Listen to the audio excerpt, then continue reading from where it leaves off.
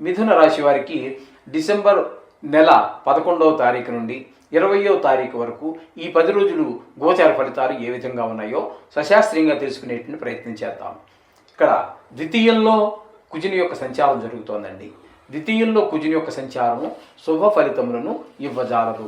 అయితే అశుభ ఫలితాలైనా ఏ విధమైన ఫలితాలు ఏ రంగాల్లో మనకి ప్రత్యనుకూలత కనబడుతుంది, ప్రతికూలత కనబడుతుంది అంటే అక్కడ మనం కుటుంబ వ్యవహారాల్లో కుటుంబంలో కొంచెం చికాకులు ఉండటము, ధన ఆదాయం తగ్గటము, అలాగే మాటలో కఠినత్వము ఇట్లాంటివన్నీ కూడా జరుగుతూ ఉంటాయండి. ఈ కుజుడు ద్వితీయ స్థాన సంచారం వల్ల జరిగేటటువంటి ఈ విధానం ఈ విధంగా ఉంటుంది. ఇకపోతే చతుర్థ స్థానంలో కేతు యొక్క సంచారం ఉందండి. చతుర్థ స్థానంలో కేతు సంచారం కూడా శుభ ఫలితములను ఇవ్వజాలదు. అక్కడ విద్య విషయంలో వెనకబడటము, అలాగే తల్లిగారితో మనకు ఉన్నటువంటి అనుబంధం కొంచెం కఠినంగా అంటే కొంచెం దూరంగా ఉండటము, లేదా ఆవిడ యొక్క ఆరోగ్యం కొంచెం దెబ్బతినటము, లేదా ఈ చతుర్థ స్థానంలో కేతు వల్ల ఈ రియల్ ఎస్టేట్ వ్యాపారులకి వ్యాపారం నడవకపోవటము, దానివల్ల పెద్దగా లాభాలు పొందలేకపోవటము ఈ విధంగా జరుగుతూ ఉంటాయండి. అలాగే ఈ సౌఖ్యాలన్నీ కూడా కుటుంబ సౌఖ్యం, వాహన సౌఖ్యం ఇవన్నీ కూడా పొందలేనటువంటి పరిస్థితులు కూడా ఏర్పడుతూ ఉంటాయి చతుర్థ స్థాన కేతు వల్ల. ఇకపోతే 5వ 6, 7 స్థానాలలో రవి యొక్క సంచారం జరుగుతోందండి. 6వ స్థానంలో ఒక 15వ తారీఖు వరకు అంటే 5 రోజుల పాటు వృశ్చికంలోను తదుపరి ధనస్సులోను సంచారం చేస్తూ ఉన్నారు.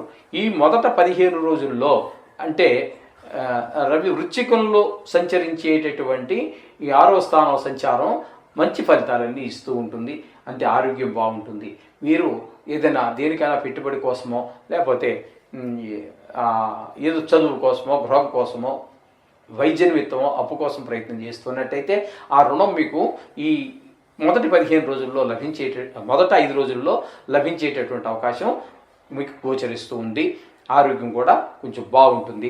తదుపరి 7వ స్థాన సంచారం వల్ల అక్కడ మనకి కొద్ది ధనుర్మాసం అయితే పవిత్రమైనటువంటిది, ఉల్లాసాలకి ఉత్సాహాలకి అవన్నీ పేరు పొందినప్పటికీ రవి వ్యక్తిగతంగా మీకు ఈ 7వ స్థాన సంచారం వల్ల ఏంటంటే కొంచెం భార్యాభర్తల మధ్యన అలాగే భాగస్వామ్య వ్యాపారస్తుల మధ్యన కొంచెం మాట పొరపచ్చాలు వచ్చేటటువంటి అవకాశం మనకి స్పష్టంగా గోచరిస్తూ ఉంటుందండి.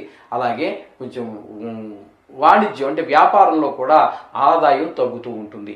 ఈ విధమైనటువంటి ఫలితాలన్నీ రవి యొక్క 2 రాసుల్లో సంచారం వల్ల.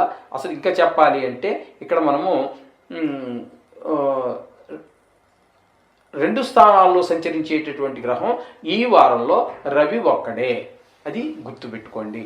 ఇకపోతే బుధుని యొక్క సంచారము 6వ స్థానంలో జరుగుతోంది. కానీ వక్రగతిలో ఉన్న కారణంగా అంటే 14వ తారీఖు వరకు మీకు వక్రంలో ఉంటారు. తదుపరి రుజుమార్గంలో ప్రవేశిస్తూ ఉంటారు. ఈ వక్రంలో సంచారం వల్ల ఉండేటప్పుడు 5వ స్థాన ఫలితాలు చెప్పుకోవాలి. తదుపరి ఒక 6 రోజులు మాత్రము వృశ్చికంలో 6వ స్థానంలో ఉన్నటువంటి ఫలితాలు మనం చెప్పుకోవాల్సి ఉంటుంది. బుధుడు 6వ స్థానంలో సంచరించేటటువంటి రోజుల్లో మాత్రం మీకు మంచి ఫలితాలన్నీ ఇస్తారు. బుధుడు 5వ స్థానంలో ఉన్నప్పుడు మాత్రము మీకు అక్కడ పిల్లల విషయంలో, ఆరోగ్య విషయంలో, చదువు విషయంలో మీకు కొంచెం పిల్లల యొక్క విషయాల్లో కొంచెం ప్రతికూలతలు కనబడతాయి. తదుపరి మాత్రం మీకు వృశ్చికంలో ఉన్నటువంటి 6వ స్థాన సంచారం మంచి సుఫలితాలు ఇస్తాడు బుధుడు. తదుపరి మనకి అష్టమ స్థానంలో శుక్రుని యొక్క సంచారం జరుగుతోంది. ఈ శుక్రుని యొక్క సంచారము అష్టమ స్థానంలో చాలా సుఫలితాలన్నీ ఇస్తూ ఉంటుందండి. నిజానికి చెప్పాలి అంటే అష్టమ స్థానంలో చాలా గ్రహాలు మనకి అనుకూలమైనటువంటి ఫలితాలు ఇవ్వజాలవు. అందులో అష్టమ స్థానం అంటే ఈ ఉన్నవే నవగ్రహాలు. ఈ నవగ్రహాల్లో అష్టమ స్థానంలో 2 గ్రహాలు సుఫలితాలు ఇస్తాయండి. ఒకటి బుధుడు, 2 శుక్రుడు. ఈ 2 గ్రహాలు మాత్రమే అష్టమ స్థానంలో శుభ ఫలితాలు గోచార రీత్యా ఇస్తూ ఉంటాయి. అర్థమైంది కదండి. ఇప్పుడు అష్టమ స్థానంలో మిథున రాశి వారికి అష్టమ స్థానంలో గోచార ఫలితాలు మనం చెప్పుకుంటున్నాము. అష్టమ స్థానంలో గోచార ఫలితాల వల్ల అక్కడ మీకు ఆయుర్దాయం పెరిగేటువంటి అవకాశం ఉంటుంది. శుక్రుడు కాబట్టి మనకి మంచి మంచి వార్తలు వినడం జరుగుతుంది. మీకున్నటువంటి లలిత కళల్లో ప్రవేశం కానివ్వండి, లేదా మన షేర్ మార్కెట్లో పెట్టుబడులు పెట్టడం కానివ్వండి, మిగతా ఏ విషయాల్లో టీవీ రంగంలో వారికి కానివ్వండి, ఈ ఈ లేదా సినీ రంగంలో వారికి కానివ్వండి, ఈ యూట్యూబర్స్కి వీళ్ళందరికీ కూడా ఈ మిథున రాశి వారికి అష్టమంలో ఉన్నటువంటి శని అత్యంత అనుకూలమైనటువంటి ఫలితాలన్నీ కూడా ఇస్తాడు అని చెప్పడంలో ఏమాత్రం సందేహం అక్కర్లేదండి. ఇకపోతే భాగ్యస్థానంలో శని యొక్క సంచారం మాత్రము మంచిది కాదండి. అక్కడ మీకు అన్ని చేతికి అందినవన్నీ వచ్చినట్టే మీ చేతి దాకా వస్తూ ఉంటాయి, కానీ మీ అనుభవంలోనికి రావు.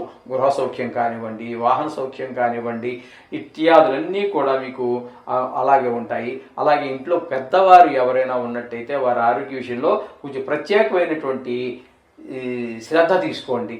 అలాగే మీకు దేవుడి మీద కూడా కొంచెం భక్తి నిలబడడానికి కొంచెం కష్టంగా ఉంటుంది. పూజ చేస్తూనే ఉంటాము, కానీ మనం పూజలో లాస్ట్లో చెప్పుకుంటూ ఉంటాం చూసారా, ఏమి చెప్పుకుంటామండి? పూజ అంతా అయిపోయాక ఏదన్నా ఎవరన్నా పూజ అయినా చేయించినప్పుడు పంతులు గారు ఏం చేయిస్తారు?